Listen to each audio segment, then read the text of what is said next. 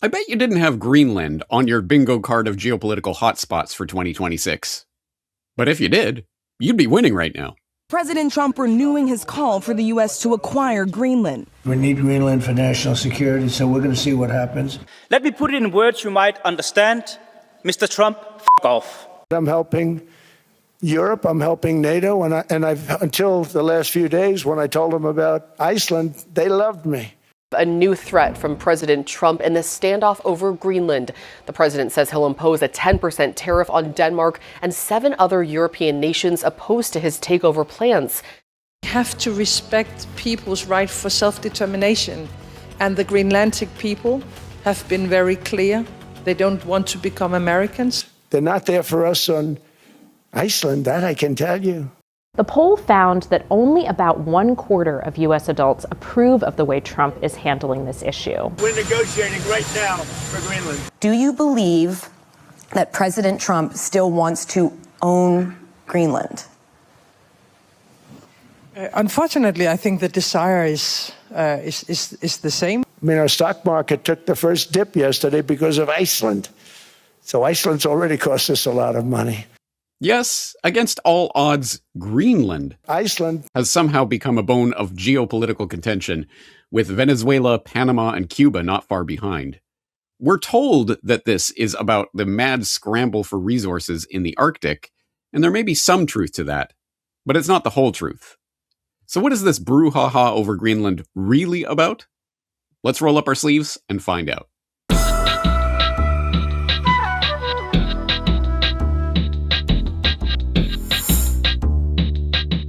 You're listening to the Corbett Report.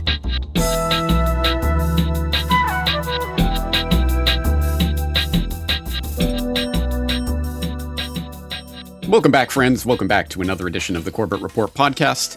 I'm your host, James Corbett of CorbettReport.com, coming to you, as always, from the sunny climes of Western Japan here in February of 2026, with episode 492 of the Corbett Report podcast. What's Greenland really about? So, let's answer the question. And like so many other questions of this ilk, this is a question that has a multifaceted answer. Let's think of it like an onion.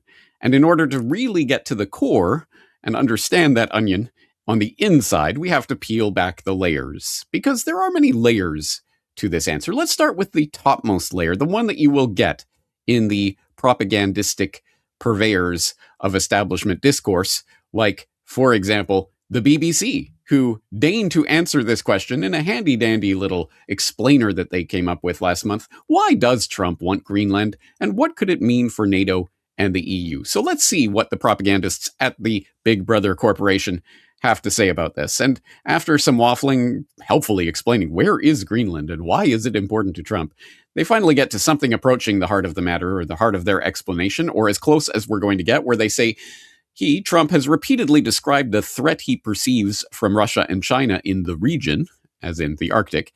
In one Truth Social post, he wrote, NATO has been telling Denmark for 20 years that you have to get the Russian threat away from Greenland. Unfortunately, Denmark has been unable to do anything about it. Now it is time, and it will be done. In a text message to Norway's Prime Minister, Jonas Gahr Støre, Trump also said that he no longer felt obliged to focus on peace after not being awarded the 2025 Nobel Peace Prize. Yada yada. What has Trump said about his Greenland plans, and what have Denmark and other NATO allies said about Greenland's future? Why does Denmark control Greenland, etc., etc.? I guess if you want the bare bones Wikipedia style explanation, you can turn to the propagandists at the BBC, and I suppose it does at least offer us one window into the answer of this question. For a slightly more nuanced take on this, we could turn to Zero Hedge, who brings us why Greenland is at the center of a shifting global order, where they talk about some of these ideas, the geostrategic importance of Greenland in its place there in the Arctic. It says here, situated at the gateway to the Atlantic and Arctic Oceans, Greenland has become central to U.S. homeland defense. That assessment is reflected in the new U.S. National Defense Strategy, released on January 23rd. It identifies Greenland as a key terrain along with the Panama Canal and the Gulf of America. Well, interesting. Yes, certainly. And you can go and continue reading this article in your own time if you so desire. But ultimately, it gets to the point that essentially this is a battle between the US and China, primarily, or China, Russia, for geostrategic dominance of the Arctic. And that does make sense because ultimately this is not coming from Zero Hedge. This is coming from the Epoch Times. So take the anti-China baiting in this article for what it's worth. But at the very least, it does offer us something of an explanation and a link to the aforesaid 2026 National Defense Strategy produced by the Department of War. And if you want some light bedtime reading that will put you to sleep almost instantly, here you go, guys. Here is the 2026 National Defense Strategy. And yeah, let's just do a Command F search for Greenland. And yeah, we see Panama Canal and Greenland being mentioned there. We see, for example, we will guarantee U.S. military and commercial access to key terrain, especially the Panama Canal, Gulf of America, and Greenland, etc., etc. Yes, there are a number of references to Greenland in this document. So yes, this is an aspect of what is happening, and it does make a certain degree of sense. There is a geostrategic importance to Greenland as the gateway to the Arctic, as it were, or a gateway from the Arctic, and one that will be of increasing concern as we step into the 21st century and the opening of a new northern corridor. And there are aspects of this, again, that do make sense, but it doesn't quite go all the way towards explaining why now Greenland is becoming of such military importance, because, as Task and Purpose helpfully explain in an article, A Brief History of the U.S. Military's Presence in Greenland, that points out the U.S. troops have long been based in Greenland, and talks about the U.S. military's modern relationship with Greenland began in April 1941, when the American government signed an agreement with Danish ambassador to the United States, Henrik Kaufmann, that allowed the U.S. military to establish bases on the island.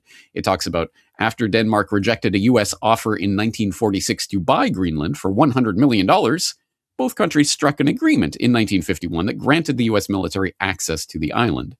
The U.S. military had more than a dozen bases in Greenland, along with thousands of troops during the Cold War, although relations were strained between Denmark and the United States when, in 1968, an American B-52 bomber armed with 4 nuclear weapons crashed in Greenland, spreading radioactive debris. The crash also revealed that the United States had been, shock, gasp, horror, who would have guessed, violating Denmark's 1957 policy against having any nuclear weapons in the country or its territories. Not a surprising story there, but then it goes on to talk about the remaining U.S. military installation that is currently operating on Greenland, the Pituffik Space Base, which contains an early warning radar, which is vital to the U.S. military's ability to keep an eye on Russia's nuclear forces. So there is an already existing military agreement between the U.S. and Denmark. U.S. military is actively operating one base there. They certainly have military access to the Arctic already, so already we're starting to see cracks forming in this narrative. But if you really want to steelman the idea that this is all about the geopolitical struggle between US and China/Russia, you could turn to an analyst like Valina Chakarova, who has been writing a series of articles over the past couple of years, actually, but certainly in this year, about the new Cold War in the Arctic, where she says Russia has significantly expanded its Arctic military posture compared to the post-Cold War low point over the last years, particularly through Northern Fleet infrastructure, bastion defense, and undersea capabilities. Meanwhile, China does not have a verified naval or submarine presence in the GIUK, but its Arctic role is expanding through economic, scientific, and institutional engagement alongside Russia. The Northern Sea Route is being systematically developed by Moscow with Chinese cooperation, officially commercial, but structurally dual use in an increasingly militarized Arctic theater. And she says Greenland is not encircled, but the High North remains a real exposure and will be key strategic theater in the new Cold War, with the Dragon Bear risk vector being asymmetric, long-term, and primarily Russian, while China shapes the enabling environment geoeconomically and indirectly geopolitically through the militarization of the Indo-Pacific region.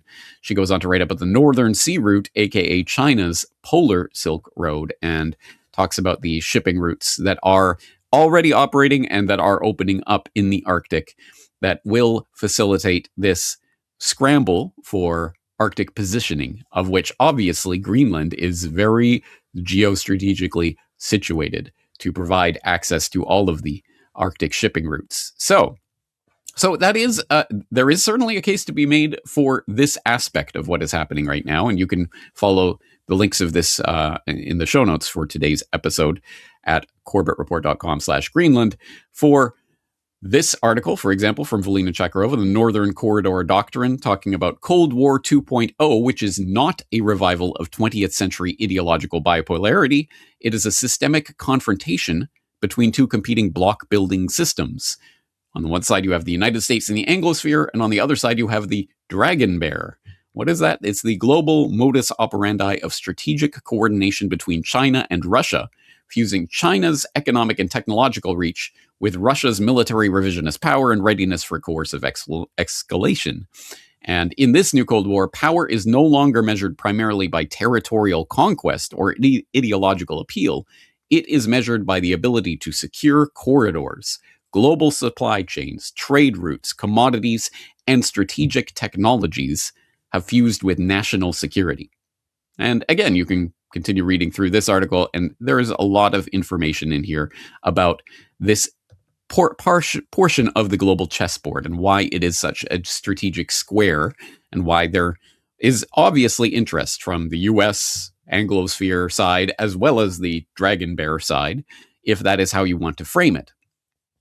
And again, it's not simply military in interest here. As Chakarova points out, this Cold War 2.0 is not about territorial conquest per se. It is about securing supply chains, trade routes, commodities, strategic technologies. For example, you have no doubt heard about rare earths and the importance of rare earths in this day and age, and the abundance of rare earths to be found, for example, in Greenland. And if you want to drill down on that topic, I will point, not for the first time, to an article that from the Gold and Geopolitics Substack called Weaponizing the Periodic Table that is voluminous, but definitely worth your time. And if you start reading through this, you'll start to see a very interesting picture that is very persuasively painted by the author of this article, who talks about, for example, in July 2023, China announced export licensing requirements for gallium and germanium. Who cares? What does that have to do with the price of tea in China? October 2023 brought graphite export controls. China produces over 90% of the world's processed graphite, the material that enables lithium-ion battery anodes, every electric vehicle, every grid-scale battery, every piece of consumer electronics. The West wants an energy transition? Beijing will decide the pace. September 15th, 2024 marked the implementation of antimony licensing requirements. Okay, all right. April 2025 introduced export licensing for 7 heavy rare earth elements: samarium, gadolinium, terbium, dysprosium, lutetium, scandium, and yttrium. And again, you could go through this just rare earth element after material and supply, cesium, and getting into tungsten and bismuth and all of these various elements that are being strategically controlled, increasingly so by China, and controlled through export controls that they have been using in this leveraged trade war between Beijing and Washington that's been off and on for several years now. And again, this is a very, very, very voluminous, documented, detailed case that is quite persuasive in showing that, yes, there is a rare earth element aspect to this Cold War 2.0 on the geopolitical chessboard, and that's surely part of what's going on with Greenland and why Greenland is suddenly becoming so important. But let's put some brakes on that narrative. At the very least, maybe it's not the all-encompassing explanation that some people might make it out to be. China's rare earth monopoly and why markets will break it, coming from the Daily Economy last month, where they talk about what are rare earth elements anyway? What does that mean? Rare earth elements are a group of 17 metals, mostly in the first row below the main periodic table in the lanthanide series, elements 57 to 71, plus scandium, number 21, and yttrium, number 39. Which share similar properties and are found in the same deposits as the lanthanides. They are transition metals with distinctive magnetic and fluorescent characteristics. Think of these elements not as bulk materials, but as metallurgical spices, used in tiny quantities to produce dramatic improvements in performance. Add neodymium to iron and boron and get the strongest permanent magnet known. Add yttrium to turbine alloys, and jet engines can tolerate extraordinary heat. Europium makes modern display screens possible. Terbium enables efficient electric motors. Samarium strengthens guidance systems and sensors. But, here's the rub, despite their name, rare earths are widespread. Significant deposits exist in the United States, Australia, Brazil, India, and elsewhere. And it goes on to talk about the challenge is not in the scarcity of these materials, it's in their processing. And that is certainly one way in which China has cornered the markets in recent years. It has been left essentially to China to take care of the details of all of this processing. And that is what is biting the U.S. Anglosphere side of the geopolitical world order in the butt right now, because suddenly, maybe this is important. And all these export controls and other such things do have an effect when there is no infrastructure in place to process these materials, let alone actually secure them. So that is an aspect of what's happening right now. But as this article points out, it's actually quite rare earths are not rare in and of themselves. They're actually quite widespread and found in a number of places. So it cannot be the explanation for the mad rush and scramble for Greenland right now. So what else could be going on here? See, a lot of this sounds like that sort of two-dimensional geopolitical chess that, James, you've talked about before. That's not what the real game is about. It's about the three-dimensional chess. And there are puppeteers over top the two-dimensional chessboard who are moving pieces around on both sides of the chessboard that the U.S. China or U.S. Russia or whatever rivalry it is painted as in the mainstream geopolitical press is not quite the full understanding of what's going on here. So what could be the third-dimensional understanding of what is happening here? Well, let's take a look at a curious little map. It is called Technate of America. And you can take it from a number of places. The Cornell Library has a particularly good one that you can download in super high quality, high res. And it does have a little explanation of what it is we are seeing here. This is Technate of America. And of course, we do see the United States of America. But really, we see, well, not just North America. We also see parts of Latin and South America. And what's this over here? Let's zoom in on that. Oh, right. Greenland. Interesting. So what on earth does this map depict? Well, as this goes on to say, this map illustrates the American Technate, a radical geopolitical proposal based on pseudoscientific economics and authoritarian nationalist politics. As the Great Depression deepened in the early 1930s, Americans looked in desperation to a variety of radical social and political solutions. One of the most popular was technocracy, which offered a seemingly scientific explanation of America's ills, namely the disastrous inefficiency of the wage price system, the very heart of capitalism. The technocrats proposed abandoning business and representative government as the driving forces of our economy and replacing them with massive social engineering centered on technicians, especially engineers, as the efficient, scientific, anti-capitalistic elite capable of reorienting the economic order around rational production and distribution. Theirs was a clarion call for technicians to plan and engineer the new order. The New World Order? Well, at least to start with, the new Technate Order, starting with the Technate of America. And as this goes on to point out, Greenland turns out to be one of the parts of this Technate of America, the continental Technate that was proposed by Scott. He says, along with these proposed steps, Scott wrote that the territory of the United States must be expanded in order to defend it properly. The new Technate of America was to include all of Canada, Greenland, Central America, the Caribbean, and parts of Colombia, Venezuela, and the Guyanas.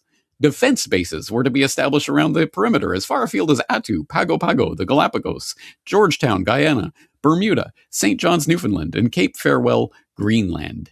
In Scott's words, on the maps accompanying this issue is delineated the geographical territory required for the adequate defense and operation of this continental area. So you may have seen this map floating around in social media recently, and there's a reason for it. There is a very important political pedigree to this idea and to the fact that Greenland is part of the defense of North America. specifically the securing of its resources for the privileged few technocratic elitists who presume to steward over the entire economic order in the interests of us mere peons.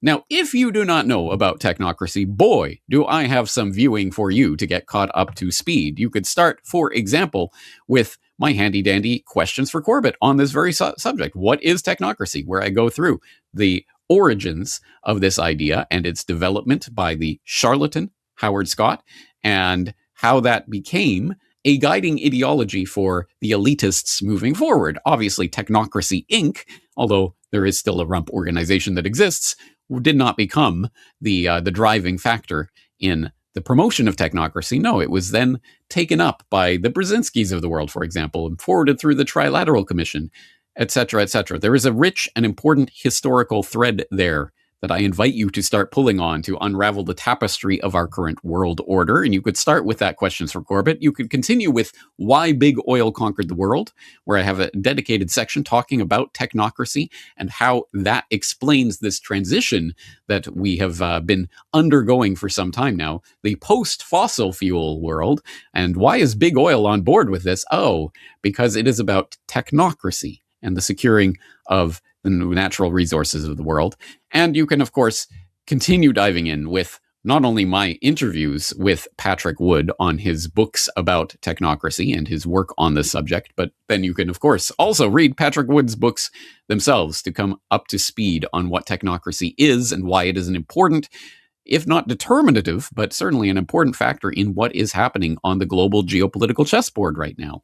It is not about the dragon bear versus the U.S. Anglosphere, so much as it is about a guiding ideology that animates both sides of this two-pronged conflict, or every side, if you want to think of it as a multipolar world order. So how do we start situating Greenland and what is happening there in the context of this story of technocracy and the desire of a few to rule over the resources in order to ultimately control the global economy? Well, we don't have to go far afield to find the answer to that. We can go to a handy-dandy and very important research article from Global Research at globalresearch.ca. It was posted up late last month. It is by David Skripek, and it is Greenland, Donald Trump, Technocracy, and the Globalist New World Order. And this is a voluminous, very interesting and well-written article. I suggest you read it in its entirety, but let's just drill down on it. Who is David Skripek? As a pilot who frequently traveled to Greenland while serving in the Canadian Armed Forces, I can say with assurance that Greenland is already fully integrated into the American Empire's network of strategic possessions and has been since the early 1950s. And as he goes on to point out, yes, in his own, even his own personal experience, let alone his research, it is certainly the case that America already has a very dominant strategic foothold in Greenland. And so the idea that this is about some sort of we better secure Greenland before the Ruskies get to it rings untrue, shall we say. So why the sudden focus on Greenland? Well, David writes, aside from rich and largely untapped natural resources, huge, unproven and unexploited oil deposits, potentially 7.3 billion barrels, natural gas reserves estimated to be anywhere from 50 trillion to 150 trillion cubic feet, and extensive mineral deposits, there is, I believe, one other main reason for this sudden attention being paid to Greenland. Namely, Trump is being leaned on to annex Greenland by certain highly influential individuals who contributed handsomely to his second presidential election campaign.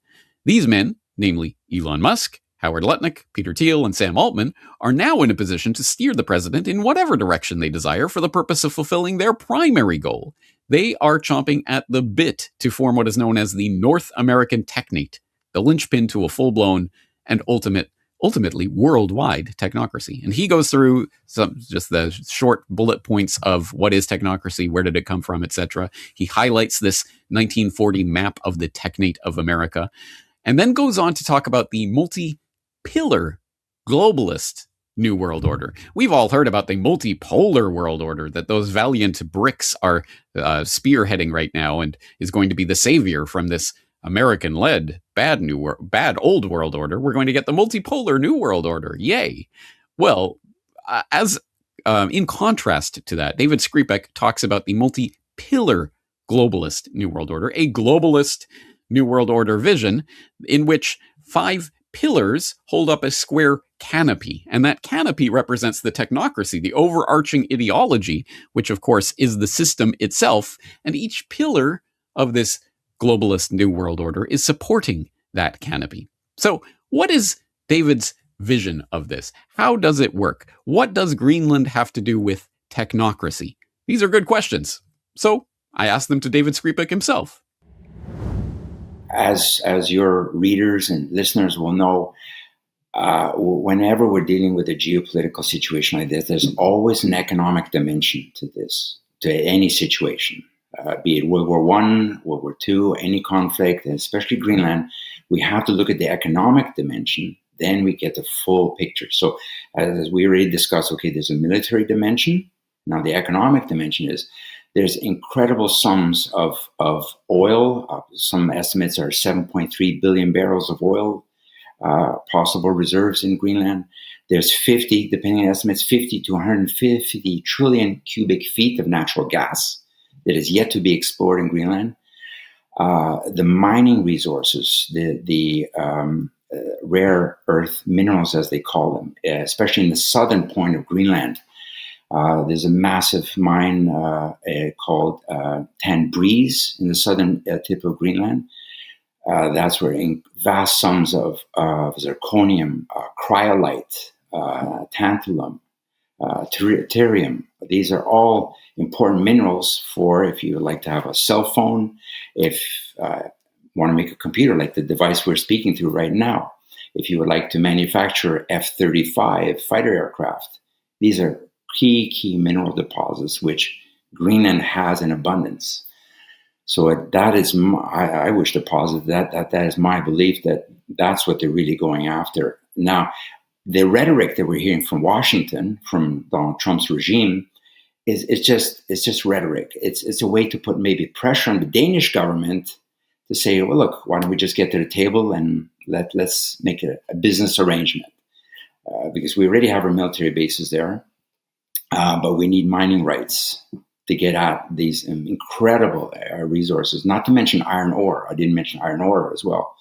Greenland holds vast amounts of ore. So the benefits are clearly there. So maybe this is just a tactic that the Trump regime is using to pressure the Danish government to let's sit down at the table and let's come to agreement, because there is a movement in Greenland that is seeking independence, to move away from the kingdom of Denmark, right? Greenland is a part of the kingdom of Denmark. So that will not bode well for Uncle Sam and the American Empire. So that's what I think it's really going to the crux of the matter here.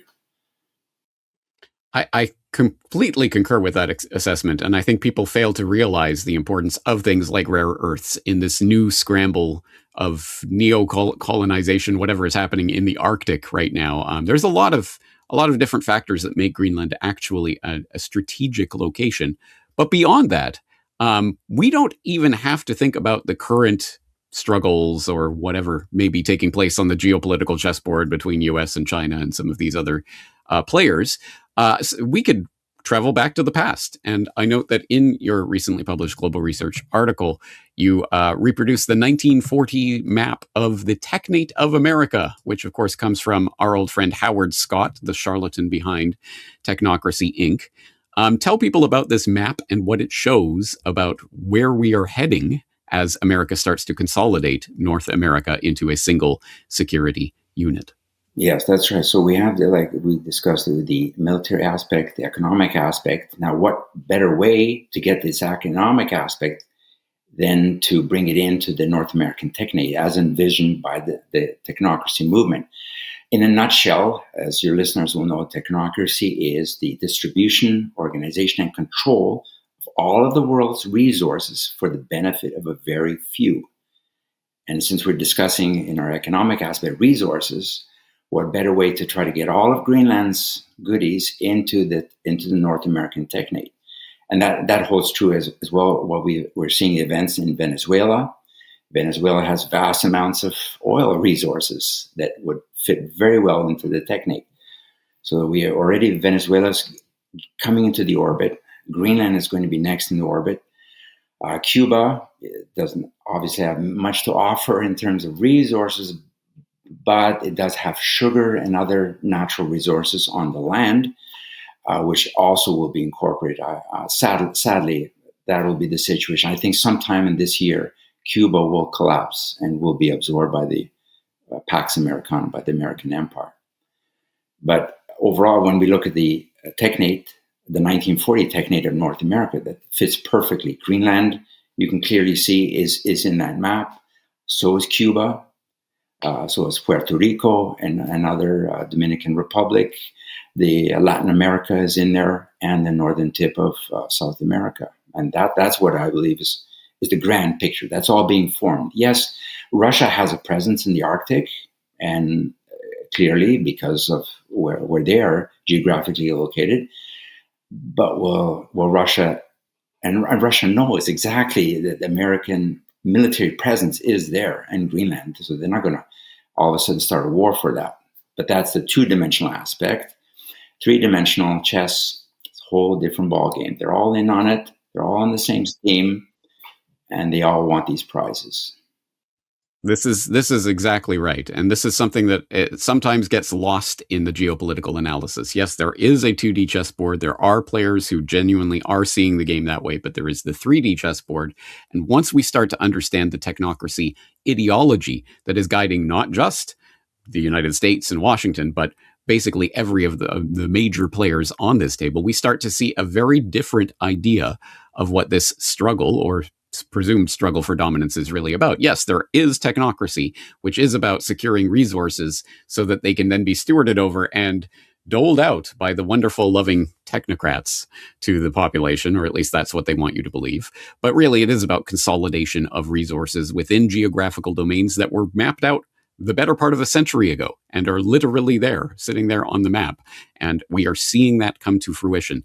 So in that regard, it poses a very different view of the world than the one posed by certain geopolitical analysts who talk about the multipolar world, and we're moving into this, BRICS versus the NATO type of situation. As opposed to that, you propose something called the multi-pillar globalist New World Order. Can you explain what that is?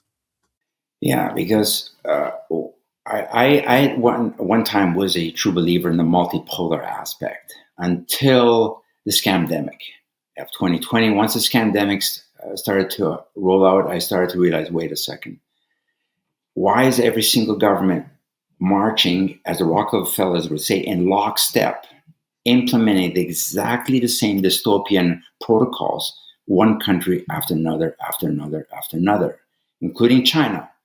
Beijing is fully in on it, including Russia. Moscow is in on it. South Africa, all of Europe, Mexico, Latin America. So that's when I started to realize, wait a second. That to me, the scamdemic was kind of a litmus test to see, okay, who's on board with this globalist agenda, who is not. Clearly, they were all on board. So that's when I came up with an idea. I'll try to explain it to somebody, because they were always asking, okay, David, but what is the deep state? Is the deep state the Rockefeller Syndicate? Is it the City of London? No. Is it the Pentagon?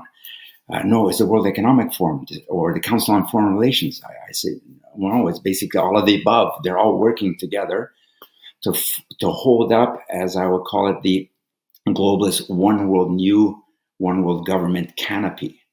So all these nation states are, as I described them, pillars. You have 5 important groups that are supporting this pillar of the globalist one world agenda. So that's the way I try to explain to people, so they can envision a structure that's holding up this canopy of globalism. And so you have in the center, you have with Pax Americana, the American Empire, which is seated in the center, holding up this canopy that has all of these globalist organizations emanating from it. You have the UN, which is donated on Rockefeller land. You have the World Economic Forum, even though I know it's based in Davos, Switzerland, but it's tied to the UN, which is based in New York City, and all of its offshoot organizations. And of course, then you have the Council on Foreign Relations, which forms a center pillar, which is very important to dole out the policies of whatever neocon think tanks are trying to think about, and all these other organizations. So that's in the center pillar. And of course, you have the American military-industrial complex, which is very important because should a nation state decide, well, no, we're not going to play by this game anymore. We want to chart our own sovereign course. That's when the American military is useful. That's when they will then bring Venezuela or whatever country, Libya, under the heels of the, again, bring it into the canopy of the one world government. Then, of course, we have in one other corner, so that's in the center. We have in another corner, we have the United Kingdom with the Commonwealth of Nations. As we could see during the scamdemic, their protocols were absolutely vicious, the way they rolled out everything. And that all started in Mother England and then went all throughout the Commonwealth, including Canada, Australia, New Zealand, etc. So that was formulated from that corner. So, and then in another corner, we have the European Parliament, which is modeled, the system of the European Parliament is modeled after the Soviet system with no democratic oversight. Members are appointed. They're not elected by anyone in the European Commission. Most of them are bankers. So it's great to roll out any dystopian nightmare. And of course, the 5 key objectives for this to work is, of course, digital biometric IDs, thought crime laws. In Canada, were labeled as hate crime laws, but the same meaning. So thought crime, carbon credit system, social credit system, and of course, digital central bank currencies. So some nations have already implemented all 5 of those objectives to create the technate, the perfect technocracy technate. For example, China, which is another pillar, and its influence or sphere of nations that it controls. For example, right now as we speak, China is trying to help Vietnam to develop a central bank digital currency for Vietnam. So that's how it's starting. So they're in charge of that sphere. So China is now already a full technate. All 5 objectives have been met. And then in another corner, we have Russia under Vladimir Putin. They're rolling out everything as fast as possible as well. Central bank digital currency. It's all being rolled out. They don't have a real social credit system yet or carbon credit system, but I'm sure they're working on that. They don't have an actual hate crime in the books or thought crime laws in the books, but they don't need that because if you do criticize how Moscow is conducting the special military operation in Ukraine, well, the FSB will be knocking at your door. So indirectly, it's already been constructed. And then, so that I believe I've covered all there, the EU, China, UK, and European Union. So those are the 5 pillars that are supporting this one world globalist government. But the pillars need a solid foundation to stand on.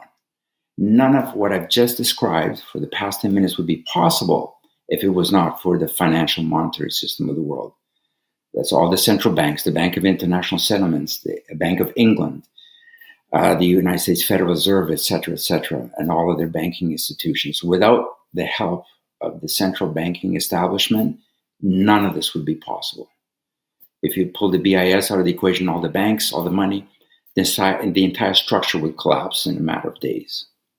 But that's, unfortunately, though, that's where we are right now. Once again, that is David Skripek, the research associate at the Center for Research on Globalization at globalresearch.ca. And I will once again recommend that interested parties read his article, Greenland, Donald Trump, Technocracy, and the Globalist New World Order, for more of the bones of what we fleshed out there. But I think you get the point. This multipolar global world order that is much ballyhooed in certain geopolitical circles is better described as a multi-pillar globalist world order that is coming into view, that is being propped up by all of the parties playing their part in this gigantic charade. And that is not to say, of course, that there is no two-dimensional aspect to what is happening here, that there is no rivalry or jockeying of position between the various factions within this multi-pillar globalist world order. Surely there is, and many of the people involved in the nation-state apparatus of these various pillars of the globalist world order, no doubt do believe themselves to be virtuous nationalist warriors fighting for their particular nation state.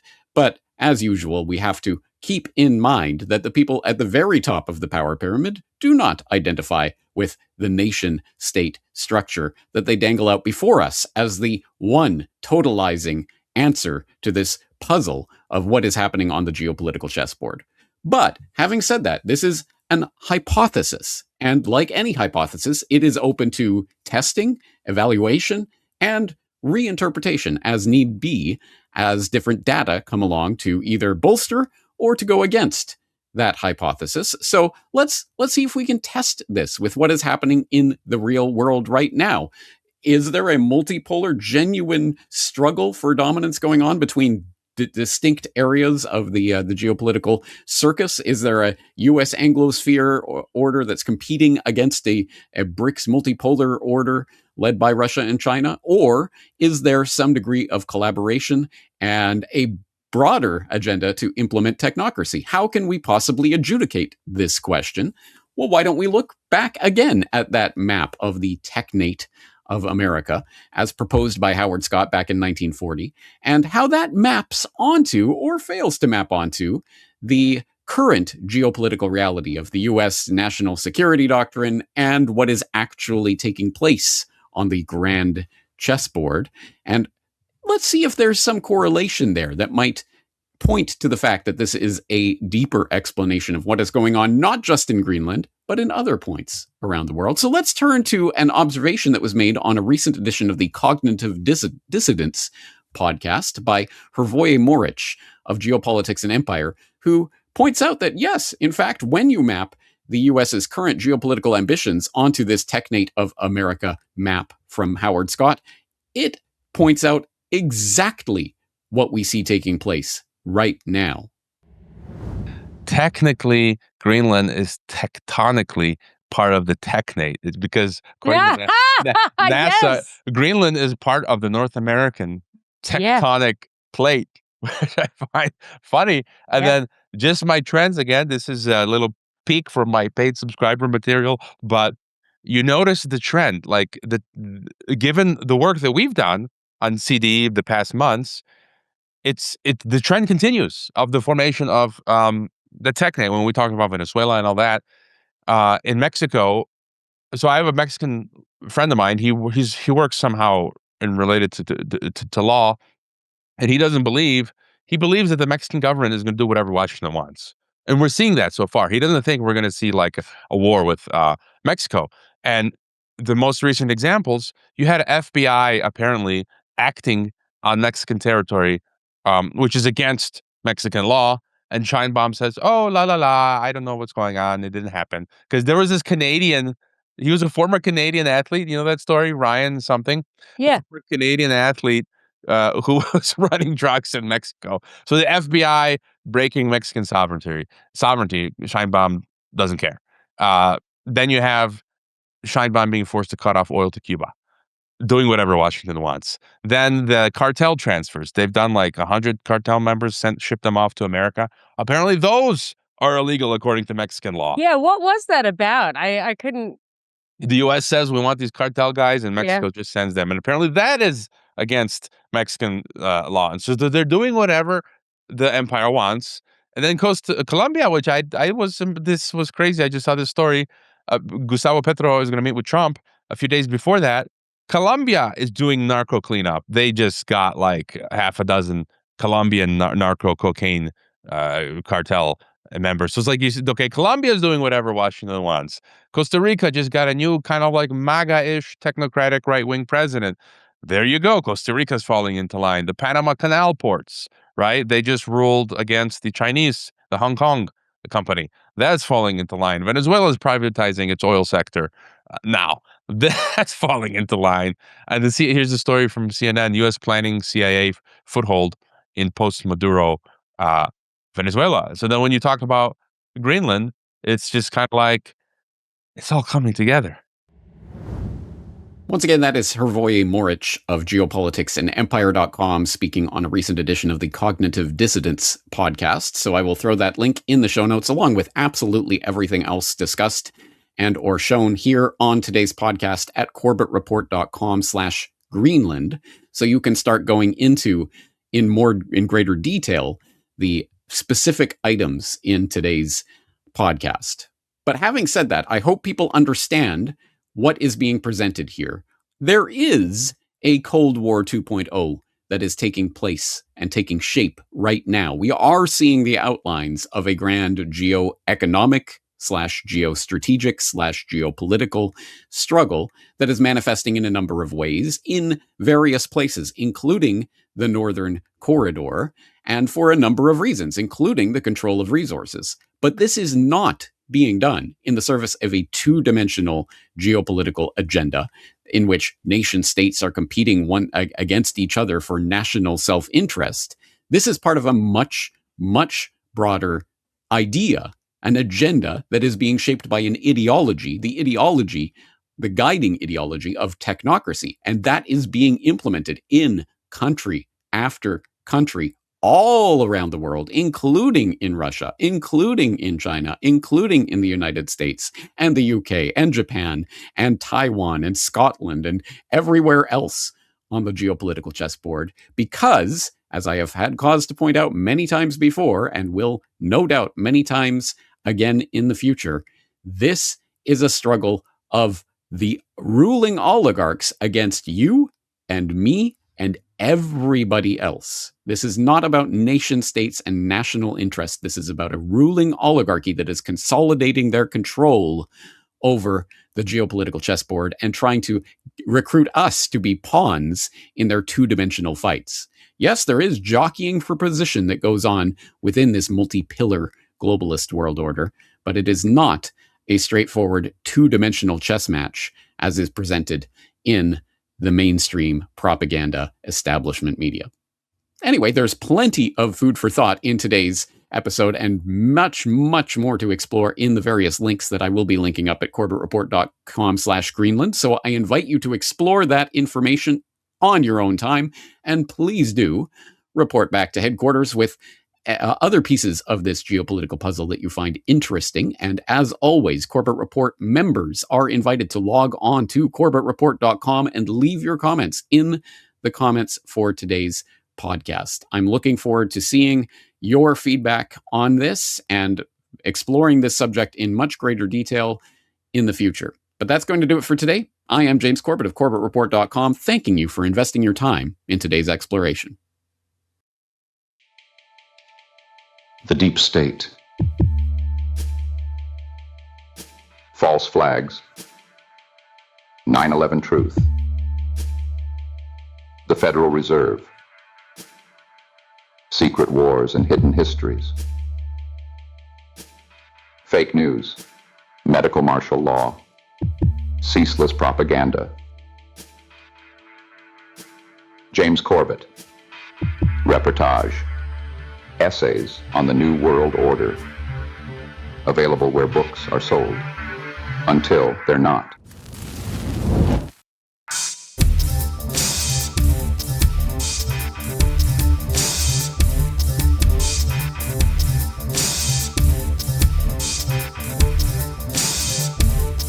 Reportagebook.com.